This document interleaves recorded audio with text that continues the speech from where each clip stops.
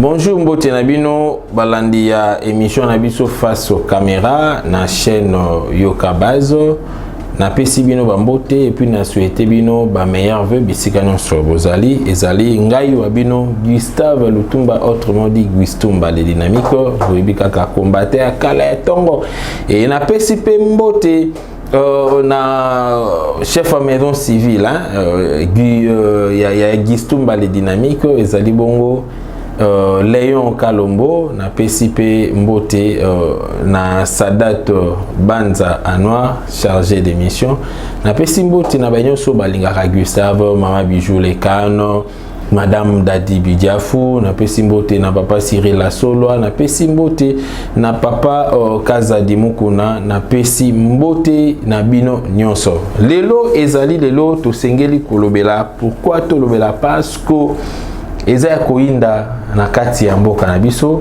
koinda na ndenge ya ba information parce que on so abi eza ya koinda sengende eza bon pena massa c'est zobetama non ce n'est pas dans ce sens là actualité ya mboka na biso lelo ezali ya koinda na ndenge nini ezali ya koinda pamba te eza na batu mususu oyo selon la population basengela ki kobima na boloko te parce que basala ki peuple mabe bato na babimi na boloko peuple ayoki kanda makasi yango to ye lelo to expliquer population musolobi est-ce que vraiment eza na état de droit na kati ya Congo parce que tozali komona batu bazali ko kangama mais batu bazali kobima Torobeta ma solo wana Torobeta ma solo ya pourquoi Monisco Azolinga Kaka a intégré les deux équipes Oyo Ezali Kosa la traque Yaba ADF Unana Est. Là je parle de l'équipe congolaise Ezali composée na ba militaire congolais na équipe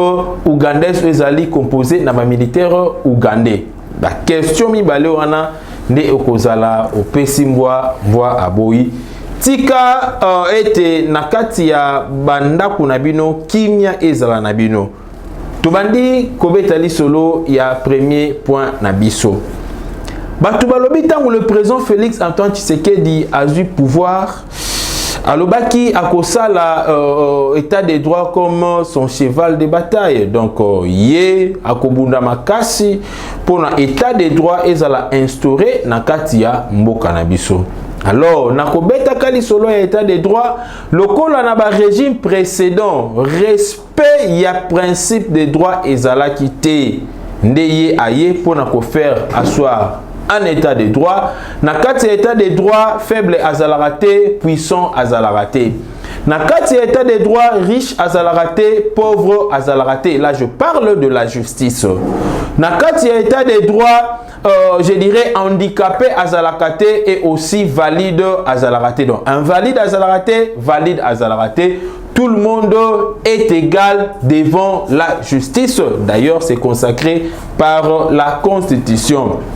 Tobandi li solo oyo tangu le président Félix Antoine Tshisekedi azu bokonzi après dossier ya Doli Makambo boyebi yango malamu oyo azalaka le premier homme politique ya kokota na kati ya boloko le ministre en fonction ya kokota na kati ya boloko na régime ya Félix Antoine Tshisekedi oyo makambe bandaka kosala mate na ba régime oyo le kaka un ministre ata yibi ata bomi bakangaka ete mais na régime ya Félix Antoine Tshisekedi de l'entame d'ailleurs ya régime yango et arriva qui Doli Makambo azalaka ministre provincial de l'intérieur ya ville province de Kinshasa à Bomaka un infirmier un docteur oyo ya centre hospitalier Ujana alors loko les alaka ye mutape saka ordre bazalaka ba policier o bazalaka commis na garde na ye et aussi les charges ont été de partager ou les responsabilités ont été de partager mutu oya bomaka akimaka et Doli Makambo akotaka boloko pour na ko faire respecter état de droit peuple congolais abetaki maboko makasi et l'équipe bongote sima mikolo directeur ya cabinet ya chef de l'état le tout puissant directeur à cabinet cette fois là Vital Kamerhe o bandai ko benga e coach et pas ya batunaye hein batunaye ba petine bandai ko benga e coach tu ibate coach ngwe zara na kimoyibi to coach yango ezalaka na ndenge nini. Ah, na kidiba boye mwana mama assez à camoufla 57 millions de dollars au ezalaka je dirais mis à la disposition il y a peuple congolais pour na ba construire ba maison préfabriquée. Il fallait qu'il ba tonga yango. Vital Kamerhe, directeur cabinet chef de l'État, Agira Borongo Mokona Basami Jamal, Larida Mama et Salamo Makelele, ministère public a se saisir na dossier wana au travers le parquet. Baeko bengi sa Vital Kamerhe a continué dans quatre parquet. Moukwalbo Soutanga a Sambi a Silesi Boy, ba trouvé qu'il y avait eu des indices sérieux à culpabilité na dossier zala qui ouvert pour contre Vital Kamerhe. Mbalamoko ba mapakié mandat d'arrêt provisoire. Akero fana na kati ya Boloko na CPRK. Le tout premier directeur ya cabinet Banda Histoire. Ya ba directeur ya cabinet Banda na kati ya Mboka na biso. Ezalaki Vital Kamerhe nde akota na kati ya Boloko. Et le peuple a senti qu'il y avait vraiment un esprit là, un vent là, il y a qu'au fan de ça, il y a qu'au instaurer l'état des droits. Et d'ailleurs, moi je me rappelle, comment Moutounion se sont retrouvés dans le Vital, tout ça, l'état des droits, que ça n'a pas été, au moins, à chauffeur, alinga tout à Mouninga, mais yo tout à Nenga, tout à Benabia, longa kuna, tout ça, l'état des droits, Kebanayo. Donc, Moutuna Moutou, à comment qui, qu'on considérait état des droits, qu'on pensait na état des droits, nandenge na ye. Chemin faisant. Dossier wana et les cas na kati ya télévision et les cas na télévision dossier à Vital Kamerhe directeur à cabinet chef de l'État directeur ya Kala ya chef de l'État directeur cabinet à Kala ya chef de l'État dossier comme rati na suka te comité na suka mwana mama bakangi na tribunal de grande instance bambi mwana mama 20 ans de prison pour un détournement il y a deniers publics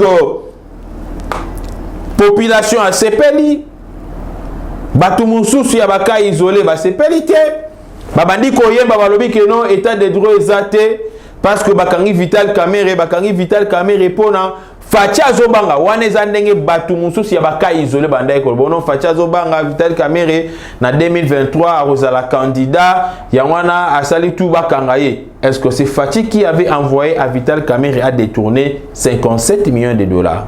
Y était. Et moi, na maman a fandi na kata Boloko, tu es connaître ba dossier mususu, loko la ya ba DG, ya ba OVD, ya ba oyo mususu wana et belé ba mususu ba tongi saki ba mbongo na bango, ba eko libérer net mundele wana Jamal te mundele wana mususu wana. Ya mata forest te mundele wana mususu ya entreprise ya construction oyo ya ba belge wana. Azongi sipe moi là au yep azala kinini ayibaki ya sacrifice je crois azongi sipe bon o yep azala kinini ayibaki. Alors tu es volé tu es kokuta na dossier ya Eteni Longondo détournement rapport ya IGF.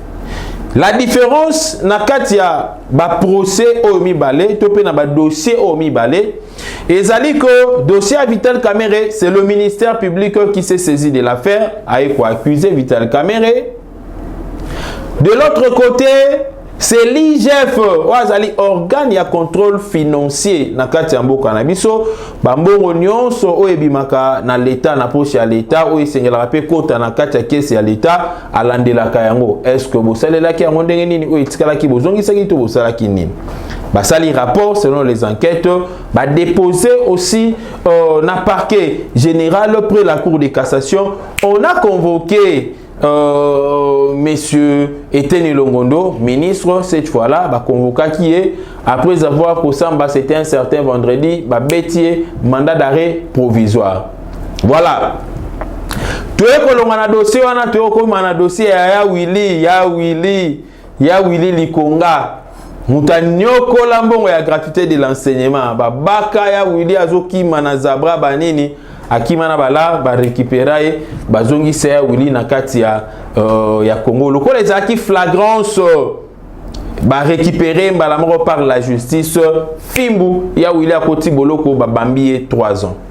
Na kati nyonso wana le peuple congolais a sepela ki pe azwa ki espoir alobi non na mboka na biso lelo oyo mutu akoyi koyiba lisusu mbongo te mais malheureusement il y a toujours des miyibi Et d'une part, ils ont abatumso comment ils kolma bakangi batu ngombo ngope ba ozongisa te tina pe okanga bango ezate pona mbongo na biso ba ozongisa te.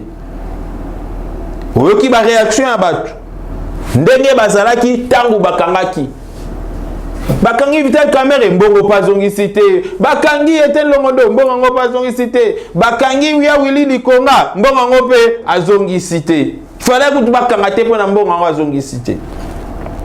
Peuple congolais et bandeko nyonso ya émission oyo face aux caméras, ya chaîne na biso yoka bazo na lingi bolandanga vraiment avec beaucoup d'attention parce que to beta di solo ya état des droits. État des droits ndelelo oyo ezali à la base ya ba tumulte, à la base je dirais ya ba clameur ezali ko salama, à la base ya ba commérage moi ba makelele mtu ezali ko salama salama wana. Pourquoi? Parce que il y a certaines personnes au bazo comprendre ce que c'est l'état des droits, mais il y a d'autres qui ne comprennent pas et sur ces mutu na mutu a comme il faut penser na ndenge na sur l'état des droits. L'état des droits c'est quoi? Dans une définition simple, l'état des droits c'est un pays qui est régi par les lois et qui ne respecte que ces lois. L'état des droits est un pays où la loi prime et la loi est au-dessus de tout le monde. L'état des droits est un pays où les droits de chacun est respecté. Mutu nyonso aza na ba droit na ye. Nga na droit na ngai, topina na ba droit na ngai. Je m'aimerais dire en français mes droits. L'état des droits est un pays où le droit de tout un chacun sont respectés. Naza na droit ya défense na ngai. Naza na droit ya ko accuser. Naza na droit ya ko dénoncer. Ce qui na moni loko peut-être za ko simba te, ce na moni pe mabe moko boye komeli ngai. J'ai droit ya ko kende ko accuser to pe ko dénoncer. Ce pe na moni ke non ba fundi ngai, j'ai droit à la défense, ainsi dit la Constitution.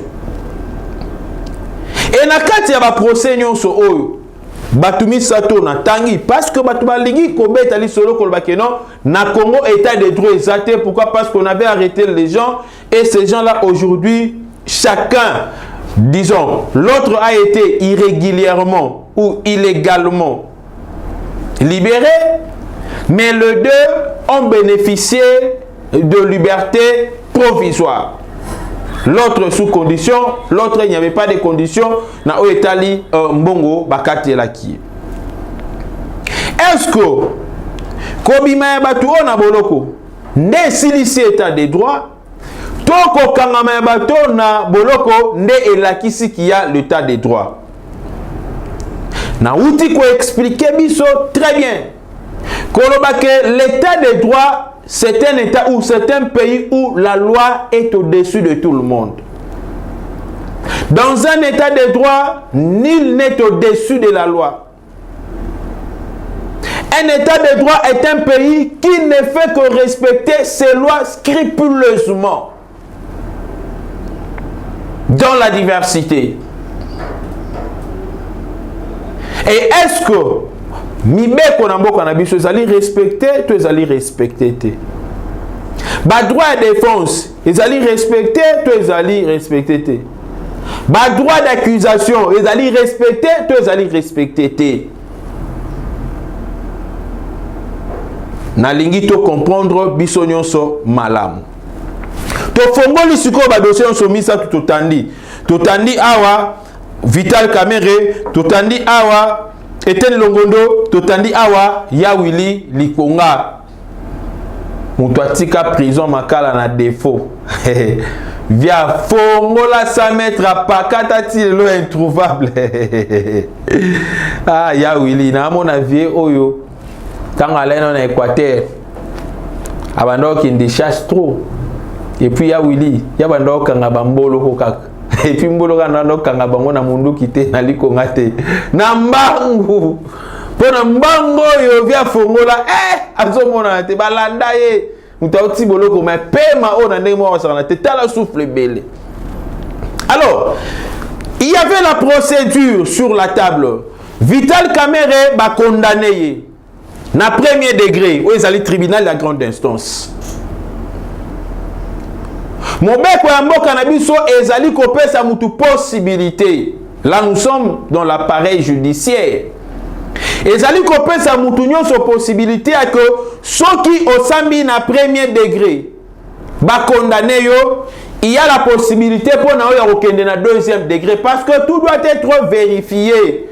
Mutu oyo osamba wana mutu bakangi wana bien que bakangi il a ses droits par rapport à la loi oyo ezali déjà établie. Ce n'est pas Vital Kamerhe qui a trouvé la loi ya que ceux qui na premier degré basambi sur simité kende na deuxième degré akuta mobeko wana et le président Félix Tshisekedi akuta pe mobeko wana. Mais mibeko yango na époque ya Mobutu ezala respecté te, na époque ya Joseph Kabila pe ezala ki respecté te. Pour na soki muto asami, prenons le cas même ba Franck Diongo. Bakanga ka be paf bolo kombala moko. Ah ça la interjection na cour d'appel fande na biso kuna. Ba monantembu tous ces gens là bakanga ka bango ba ibisa bango bana poser okendata na deuxième degré te ka premier degré wana. Ba msuku balekela na niveau ya parquet kaka sila na eka na kata parquet na bolo kombala moko ba komata na tribunalité. Or la loi ezali ko pesa mutu possibilité. Ceux qui va condamner en premier degré, tu dois respecter le délai. De passer ce délai, oh, il y a eu un recours qui s'est recours dans la cour d'appel. Ce qui délai, wana eleki, wana va confirmer condamnation na yo na tribunal. Maintenant, Vital Kamerhe a été dans le délai. Tant qu'on va condamner, balamoko interjecté appel na cour d'appel ya Gombe. Et tant que comme na cour d'appel, condamnation na ye wana o ya liboso ba pesa qui est eza effacé mais ezali mise en veilleuse.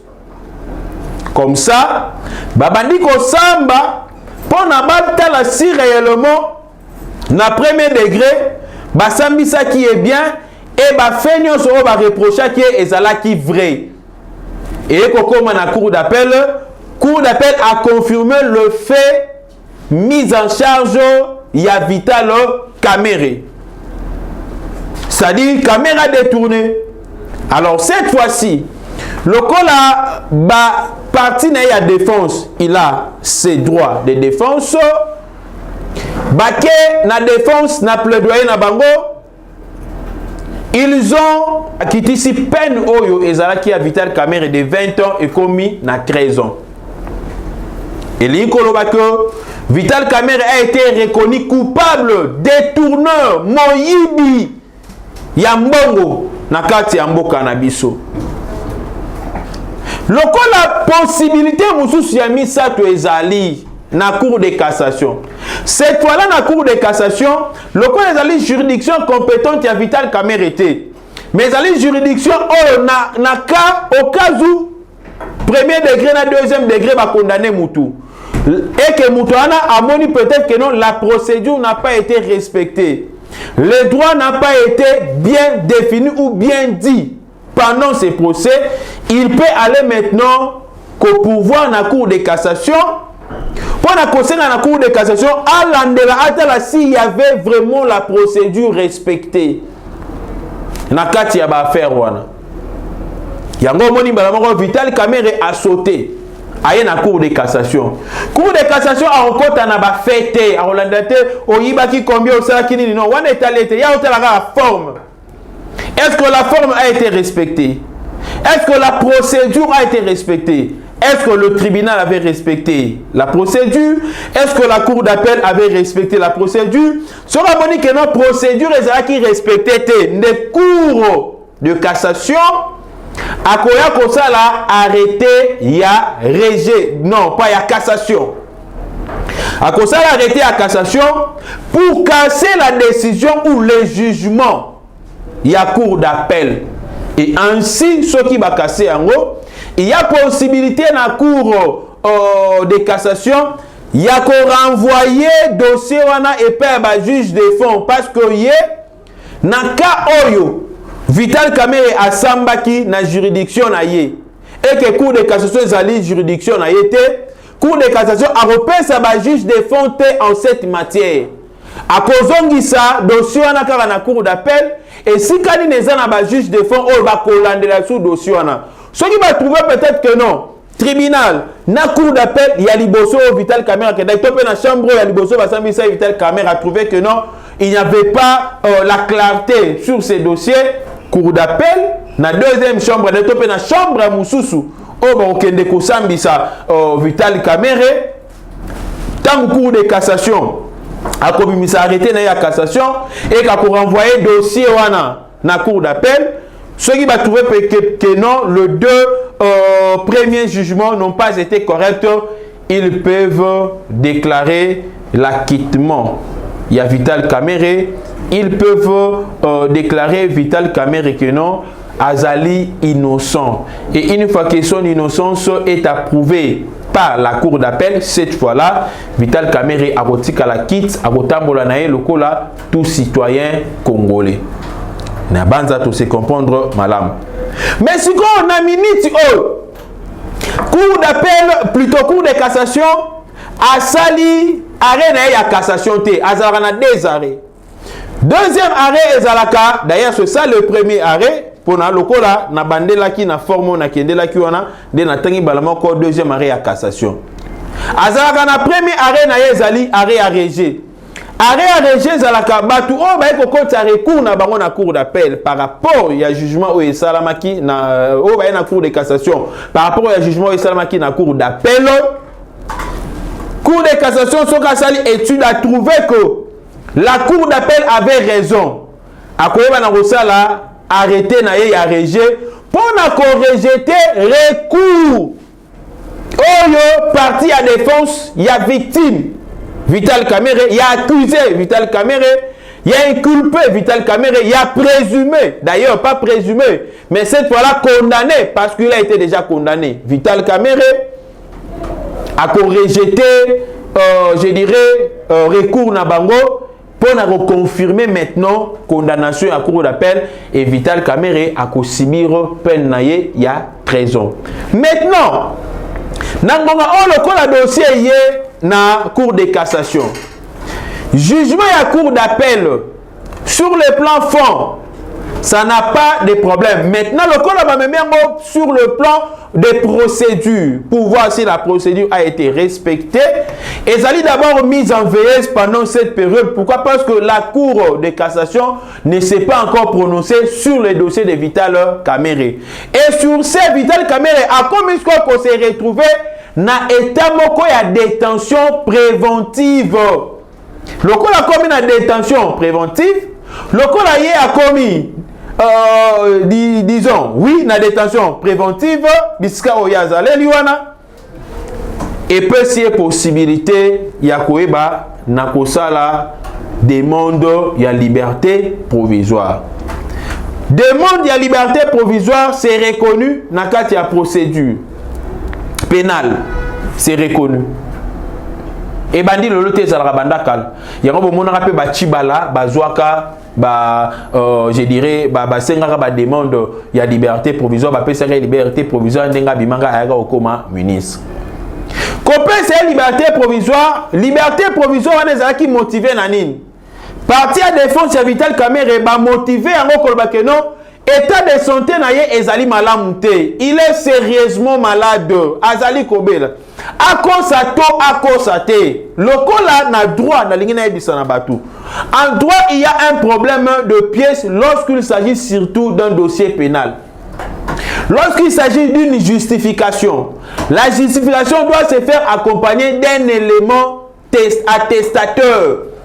Donc cet élément attestateur est allé co-attester réellement que c'est lui qui a volé, c'est lui qui avait touché ou ce n'est pas lui qui avait touché. Et sur ces, je dirais, les hôpitaux, Oyo et Zali Kolandela, état de santé, il y a Vital Kamerhe, et ça là qui va mikanda, parce que ça qui hôpital mon côté, et ça li ba mikanda, pour nous confirmer que Vital Kamerhe santé na ye ezali malamuté. Alors, on a le détention préventive kuna na cour de cassation. dossier na ye fond na yango ezali mise en veilleuse parce que on est en train de voir si la procédure a été respectée et que la Cour de cassation ne s'est pas encore prononcée. Partie à défense basaleli kaka moko ya bamibeko ndenge sengi esengeli ko senga liberté provisoire. Nde ba ko senga liberté provisoire, la Cour de cassation a autorisé ye sous condition.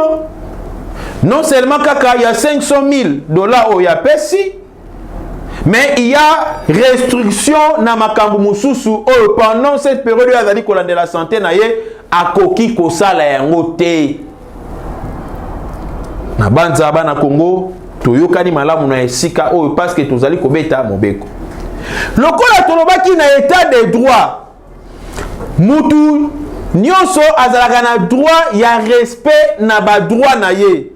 Le droit de défense sont garantis par la Constitution. Et sur ces ou de ces faits, Vital Kamerhe a usé kaka na ba moyen de défense ou ezali pe ba moyen moko lego. Akeko senga, c'est ça aussi le respect à ma texte.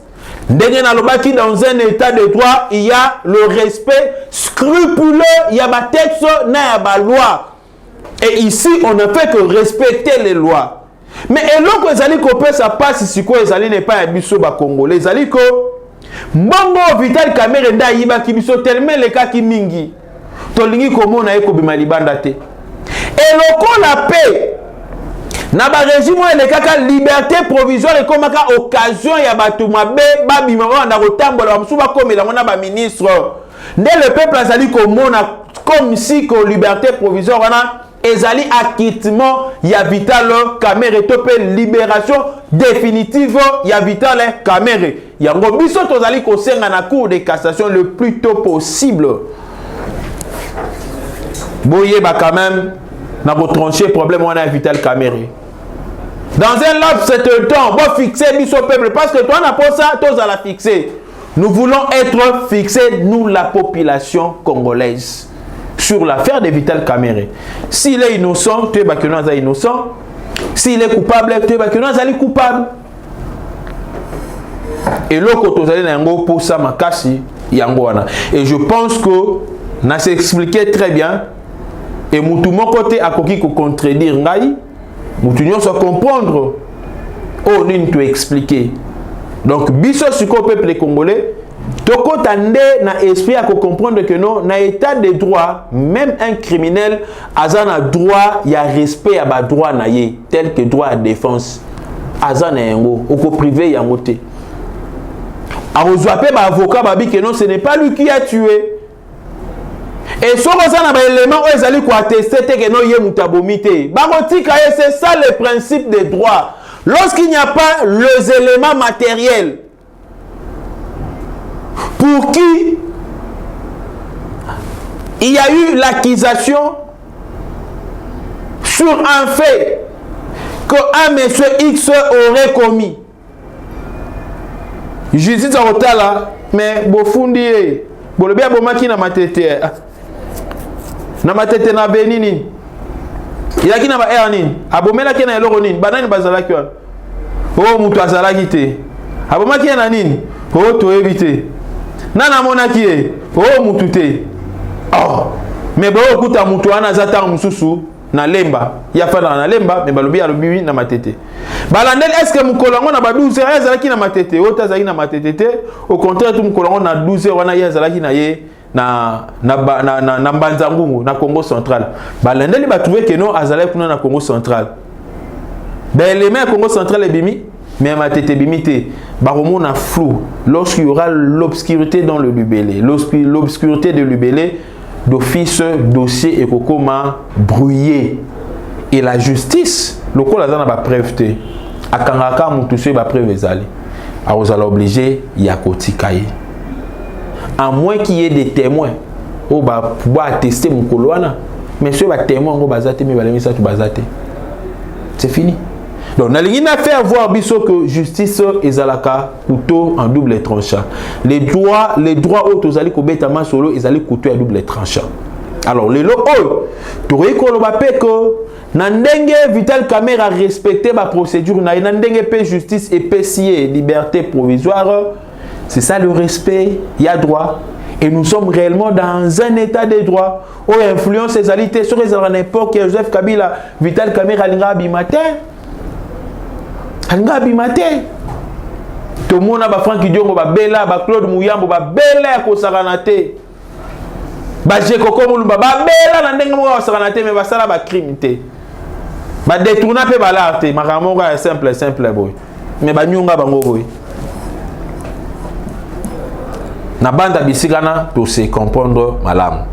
De même avec le cas il y a Etienne Longondo, il y a Etienne Longondo le ça qui va payer ça y est liberté provisoire, c'est parce que yé tangu bafundi IGF a déposé ba dossier na parquet près la cour de cassation, ba bengi se accueilli pour n'okende ko samba. Le premier jour azalaki na ba matériel te, ba pièce te, oye ko kaki ko changer, to pour compétir na toko s'opposer na ba pièce o ezalaki déposé na IGF nde alalaka kuna ba tchemba la moko soumap mandat d'arrêt provisoire atikali wana ti quelques jours après aye ko rassembler ba dossier na o ezalaki na yango aye ko déposer des temps ba sambisi bango balandeli quand même qu'il y avait juste des contradictions na ba pièce o utaki na IGF na o ezalaki na yango. Alors le ministère public Azaki n'a obligé il y a quoi approfondir ba enquête naïe.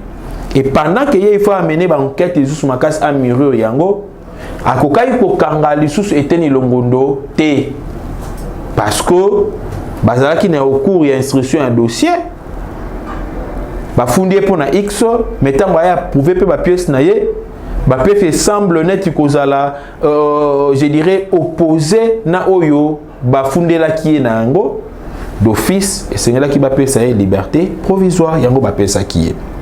C'est toujours le respect à l'état des droits oyo muto ba fundi azape na ba droit à défense naïe. Biso to longo la makanisio to zalaka na yango que non so ko funda ka mutu na la police il faut ba kanga yango mona ba tebele ba se retrouver oh non la police ane zalaka bongo so yo ki ofunda ba kanga na yo muto ki ofunda na mutu yo funda ki. Non, il y a des infractions telles que yo bundi na mutu kuze blessure volontaire. Bobundi papa yo zoki siye ya beto yo vimbi yo ki ofunda ye na la police tango samba bo sa oto bandai ko bunda o ya zoki singai ngape na beta ke likofi a vimbi kuze blessure volontaire yo bete likofi a vimbi ce qui est puni par la loi ya beto likofi ozoki ce qui est puni par la loi d'office vous êtes binomi balé bokoyi na kati ya libulu. Il y a infraction à Katambo Kanabiso et vous serez puni. Il y a un moment où on va kanga bato. Oh, bofinga naki. Bofinga ni kuna yopo ye. Ya finga kingat. Ya nga pena finga ki injure public ba kangi bino. Et ne pense pas que le kola osota ki premier nde ba otika yo. Non. Donc il serait tué ba mobeko wana malamu ke mutoto ke ndofunda azala pe na droit na ye. Il y a défense. Ba royo ka payer. Et ce qui s'avérait que non, azali peut-être na mwanzela par rapport il y a ba brèche au justice et fongolé la biso lors d'un procès a ko peut bénéficier na ba avantage wana et sera bénéficier na ba avantage wana ko lobate que non justice ezate na kati mboko na biso non pona mutu muso alinga so aka fundika mutu lelo bakanga yeka lelo non justice ezate na ndenge sala comme ça na ote ba ndenge et fonctionnaka oh non c'est ali musala changement de mentalité ko sala na chargé ya nouvelle citoyenneté bino ne faut pas ça la musala o eza ba bisoté mais to ça la ngoka pona to lingi Congo to mona batu ba oloba te nde to komi ko ba pour recadrer les gens dossier ya Willy Bakonga il y a eu l'incompétence il y a ministre de la justice na adjoint naïe. Pourquoi? Parce que le chef de l'État chaque année il y a une mesure de grâce à Salaka. Na mesure de grâce wana ezana ba Kongo ya batute ezalaka na ba critères o ezalaka posé na kata ba critères wana nde batalaka en rapport avec les infractions commises o ezala ke no bato na ba kotela yango na kata boloko batali nombre de peines nombre d'années plutôt ezalaki na kati ya peine o ba pesa qui est si il avait peut-être 5 ans bali bon ça va na mesure de grâce au to ça là toko gracier batunyon so ou peut-être bayibaki ou peut-être babotolaki eloko ya mutu ou bazalaki condamné peut-être na ba 20 ans bon mutunyon so o ya purgé déjà 3/4 ya peine na ye pour libérer. Bon, ça va. Le président n'a pas tout ces données-là parce que le ministre de la Justice n'a pas, il travaille en collaboration avec le chef de l'État. Selon notre constitution, le ministre de la Justice a de l'influence sur l'appareil judiciaire. Je dis bien, il a de l'influence. Mais il ne peut pas imposer le système judiciaire. Mais il a quand même de l'influence, il a un mot, il a un œil regardant. Pour définir la politique, il y a justice, le gouvernement lingui. Quand je parle du gouvernement, je vois l'exécutif, je vois aussi le chef de l'État. Alors, Nabisika Oyo, Madame la ministre, nde esengelaki atinda ba copie ya ba ordonnance wana akoki kotinda yango directement na prison, akoki kotinda yango pe na ba parquet na ba cour. Pourquoi? Parce que bato ba osala keno bato bakangama eza bato ba parquet na ba cour. Bref, bato nyonso oyo bokangami ya bato lekeli na nzela na bango bakoki kotinda bataille. Bon, ça va na makala na biso kuna bato ngani, je donne l'exemple, vous comprenez? J'ai dit c'est un moyen qu'on peut faire. Mais na kata dossier wana lokola na prison kuna avant mutu abima na prison, il y a une note, il y a libération ou utaka na parquet bakomi batindi. Ça dépend sur les cours d'appel ou quoi nini ou il y a cours d'ordre militaire barotinda ba agent na bango ba accompagner lettre wana bomisa biso mutu ingani. Mais na cas grâce présidentielle, c'est le ministre de la Justice nde squadron redonne na ba ordonnance ya chef de l'État atindi apesi ba ordre batu ingani batu ya catégorie bo catégorie bo esengeli ba bima bakotangela e bako saisir bakombo ya batu nyonso wana avant ba bima ba saisir taka na pavillon kingani mutu kingani pona dossier boy na parquet boy na cour boy na tribunal boy ba classifier bango nyonso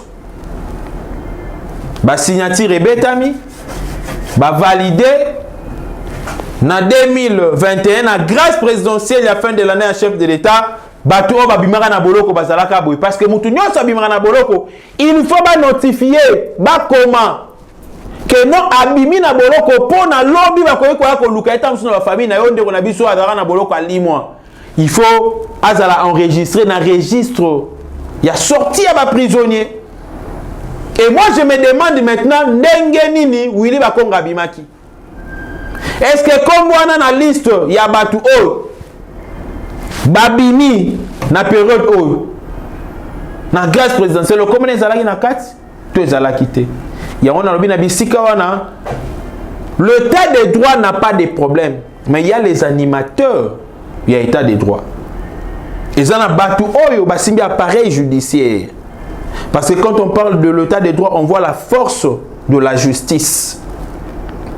Et la force de la justice, elle sera toujours soutenue par les individus. Et s'il y a peut-être certains individus au basali fragiles, au basali perméables, au basali manipulables, moyennant quelque chose, il y a Willy Bakonga apakata mbangu na ndenge moko ya kosala te. Donc COP et betamaki soit na ministère de la justice soit na directeur ya prison. Et moi je me dis aujourd'hui le directeur ya prison azali sanctionné, mais madame la ministre azali sanctionné te pona nini? Madame la ministre il faut la sanctionner. Ministre il y a les infractions pénaux. Nyoko la biso to lukana ba dictionnaire les infractions pénaux. Il y a comme ko sala makamelo sur l'esprit il y a qui pénaux. Pénaux. To moni Willy Bakonga tout la musia ça.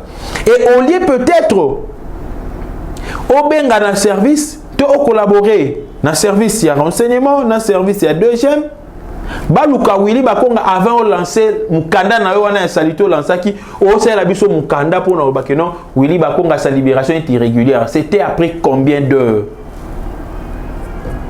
Après 48 heures. Au kantia Willy Bakonga nde mungamba na yo yuma na yo ako fanda boy alobi ke nonga na okima te na fanda kaka boy apakatit ya Willy meilleur vous avez la chance parce que na prison au fêter bonne année na vungure mais la kisi ki nous allons mona ekanga o pakati mbangu justice ya la bon attention que la police est ko kanga yo ndo mona ka mutu mususu ba e bakangie boy Gidimba kaka ya ba policier pakati mbanga fongwa mais mbangu ezalaka parmi ba premier moyen de défense mbangu so yo par exemple takimate mutawa banga na ebologo ako kima donc toni dem se bino comme vigilant bino batu na prison vigilance bino do diriger ba prison nyonso na kata Congo vigilance bino batu bozana ba parquet bino ba magistrat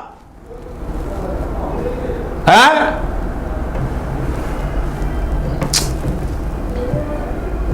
vigilance.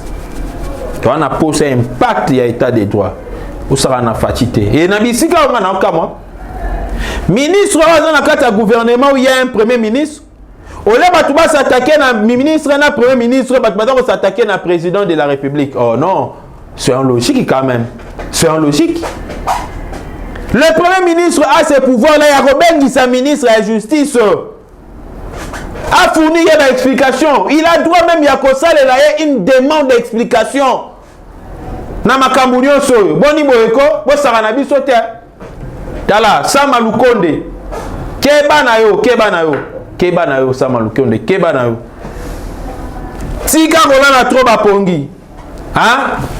Ningana lamuka. Lamuka.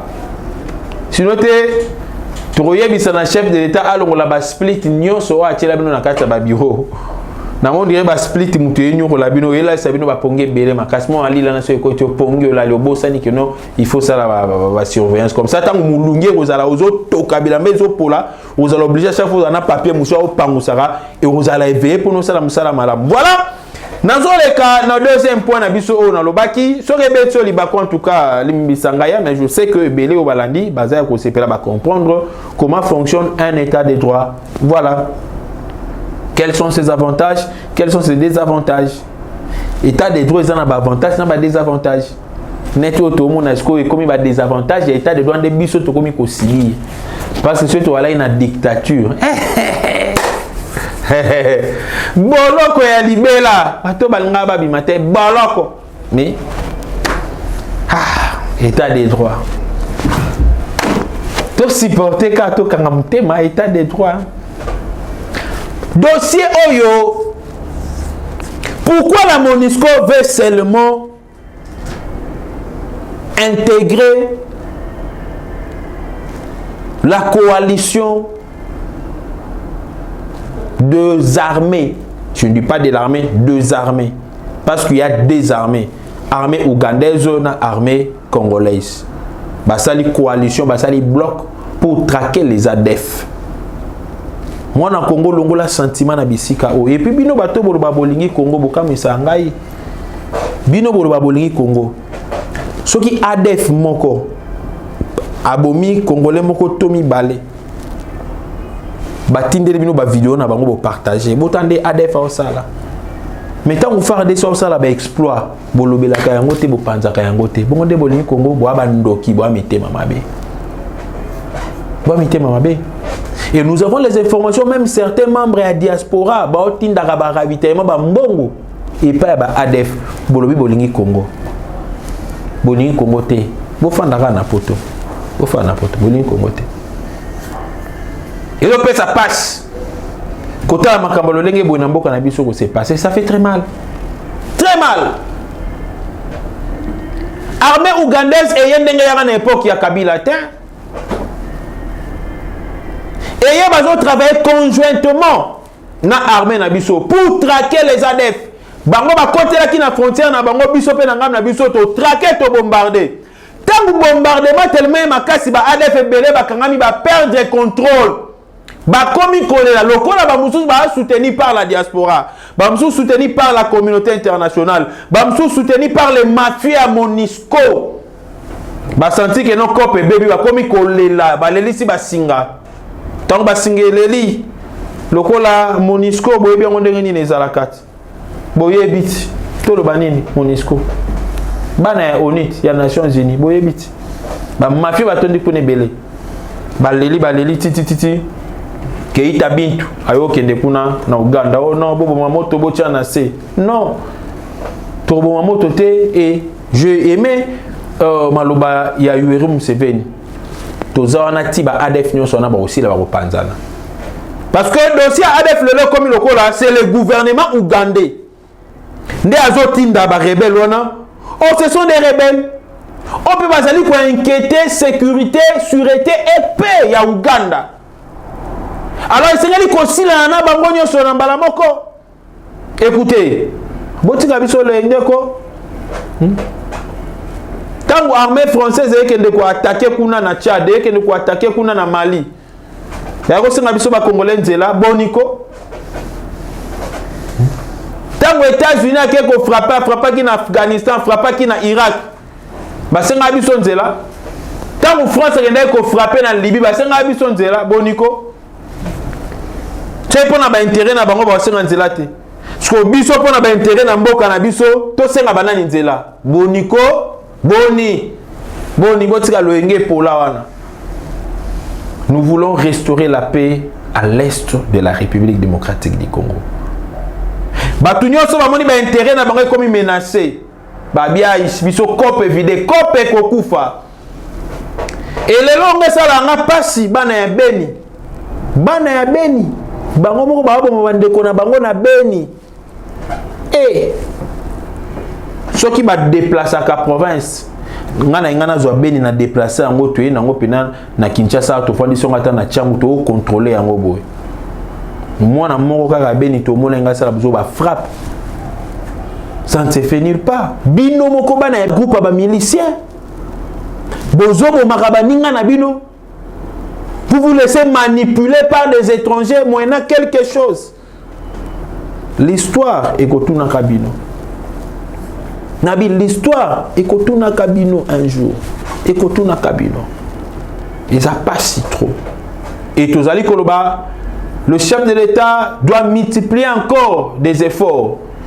Ce qui est au Senga, peut Senga aide. Il y a armée angolaise. Senga papa et ya.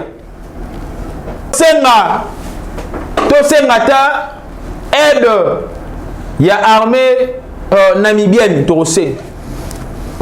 Oh, il y a armée burundaise, Torosenga. Oh, il y a armée zambienne, Tokosenga. Parce que Tolingi to mettre Batunio Sona Aneto, to silana bango une fois pour toutes. Nous avons les informations. Il semblerait que le Rwanda aurait infiltré ses militaires, ses généraux, ses colonels. Na kati ya ba ADF wana ya ba miliciens wana obomoni ba osala ba désordre. C'est comme ça qu'ils avaient l'intention de balkaniser et je comprends même pourquoi est-ce que ba sala quartier général na Minembwe. C'était ça le départ même. Ya ko balkaniser mboka na biso. Et Dieu merci avec Félix Antoine Tshisekedi da télémela biloko nyonso wana. Ma solo ya nani? Ya bourgmestre wana so bourgmestre wana ya Minembwe bo kaka lisusu les maires à Minembwe bo kaka lisusu Fachi est en train de faire le travail et tout le but pour remettre tous les prédateurs il y a RDC hors état de nuire toti que la mutumoko tenté aussi là na bino et voilà merci Toromi Koko Manasuka il y a émission na biso lelo face aux caméras. Nalingi na yebisa na ba diaspora na ba diaspori boyebi nga de nature nazalaka parmi ba communicateurs parmi ba combattants parmi ba IDPS on estimera toujours nazalaka toujours na estime plutôt na ba diaspora na ataka ba diaspora te mais na moni que nos comités ont attaquer parce que nous avons compris maintenant il y a deux catégories à ba diaspora. Il y a le diaspora pro et il y a les diasporis. ba diaspora baza banani ba diaspora baza bato banda fa na ba kuna na ba poto ba travailler na bango te banini ka ba lopote belé akomo ba un soka zolo bozo ka ngone le rôle français mro muto azoloba na français na ngana koloba yango robimaka na son na biso ya ba kinois son na biso ya kin parce que na kenda poto te c'est pe na ke poto na beti 5 ans na poto na roya ndo ba français ka lokola yo to boy français te mais expérience à boulot ezate boulot pe bosala te kuna boye aboko motondaka na la présidence de la république boko betaka ba cop bozora balar botindaka na ba poto ba cop na ndemo wa osakana te tolingi catégorie ya batona te président Félix Antoine Tshisekedi tshela biso batona di banda ba osala soni tobi ba osala soni et la diaspora pro félicitations bino bato bozako se démarquer bozako se faire remarquer na musala no botika ba empreinte batu lokola ba Marcelin Bilomba ba vie na nga batati bilelo banani susu yoli na tanga yo zela na tanga yo zela na tanga yo na tanga yo mtoko maraboy uzalaka na poto eba valeur ya ba combattant mais bando ya awo komaka minene pardon natangi na ba diaspora wana et nakotanga les warriors ya ba diaspora on a bien accueilli les vertébrés Nicolas Kazadi à travers la présidence à la qui si performance na ye ba compétence na ye et le lot a commis ministre des finances. Il est parmi les meilleurs ministres au bazo travail. Il est parmi les meilleurs ministres il y a finance au baleka na mboka na biso. Il est parmi les 2 meilleurs ministres au bameme biso ba réforme. Au bazali kokoti na biso mbongo na ke c'est pour la toute première fois en complicité bien sûr avec l'IGF et autres là tout réaliser recette brute. Il y a 4 milliards de dollars. 4 milliards de dollars na budget na biso. Toujours pédable pia 4 milliards de dollars. Mbali boso bande histoire et salama. Et bozo ka performance te na ba réalisation ba recette. Tout le bani. Dans 2 mois bo mona bo 2 mois bo 500 millions de dollars. Les lois wana réserve d'échange c'est tombé comme ba 4 milliards de dollars et fan de kuna. Voilà bateau tozana bango bosenga. Félicitations à papa Nicolas Kazadi. Combat na kosala musala malamu. Sala vraiment musala malamu. Le vertébré. Na tombé lio ba meilleur venant bisika ozali. Oza fierté quand même il y a diaspora et c'est le topé ça opé quand même moi ba éloge wana ozali fierté à ba diaspora ozali kosala. Ozali kola ba diaspora mususu wana te et na profiter aussi ko pesa mbote na ministre les hydrocarbures Didier Boudimbu ici ko ozali ba meilleur venant yo. Comment na kosala musala kitoko ndenge sengeli Tony ya Tony ya Tony na pesio ba mbote belé comment na kosala musala kitoko mais bongisa pe na ba combattant quoi boya kaka que non moi catégorie ba combattant moko banda ko s'opposer na ba combattant mususu na bureau non tu dois rassembler tous ces combattants là travailler na bato bazali compétent ou bazali compétente yo moko yeba ndenge nini oko gérer bango parce que to boy moi retour wana na kati sa partie et ça va bien te et ça va bien te mais ngai en tant que pédagogue moi bato belé ba koyi koloba na bango parce que ba travailler en enseignement te donc ngalo na koyi kozala défenseur valable to peu interlocuteur valable en ce qui concerne l'enseignement parce que na travailler na kati enseignement au-delà de 15 ans. On a travaillé le col enseignant assis, on a travaillé le col enseignant debout. Et on a fait là poste nous sur la carte enseignement pas comme inspecteur, nous sur là comme un préfet, directeur des études, directeur pédagogique, conseiller, cordon, nous sur na salle là alors na ndenge na yebeli enseignement ozo bundana o kende malam parce que la gratuité de l'enseignement c'est ngeli et simba ozo kende vraiment malam mingi. Mais Luka Osala ba réforme je dirais éducative. Il y a système éducatif na biso. Moi ba réforme et sengeli salama parce que la gratuité de l'enseignement ezali karaté bana batanga ya orphelin. Mais nous attendons un très bon résultat après avoir été gratuitement inscrits après avoir bénéficié gratuitement pendant 6 ans, dans les premières jusqu'en 6e année de l'éducation nationale. Vous comprenez? Donc, tout le monde a dit, mais il faut que je maïel. Parmi les bateaux, on a appuyé gratuit de l'enseignement pour l'enseignant. Moi, je suis régulièrement à l'école. Attends, là, comprendre les leçons, tu vas comprendre. Alors, dans le système éducatif, dans le programme, il y a certaines choses à éliminer.